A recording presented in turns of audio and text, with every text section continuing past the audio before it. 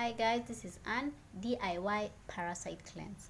You want to have your own do-it-yourself Parasite Cleanse. The most effective ones that you can use at home are garlic, there's clove, there's wormwood, there's green hulls of black walnut if you can get it.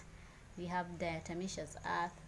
We have also even bentonite clay. The bentonite clay, what happens when you drink water with bentonite clay, the parasites, they get all confused and then they attach themselves to the parasite cleanse. So if you take it for approximately maybe a month or two, then you have the effects of getting rid of the parasites. But it's nasty tasting. I've tasted it. It's not pleasant, but yeah, those are the ones. But if you want something that is more, you don't have to keep looking for all the herbs and all that. There are different ways. I've put a link to a YouTube video that I recorded, so you can check if you're interested in that. If not, those are the herbs. There are many more herbs.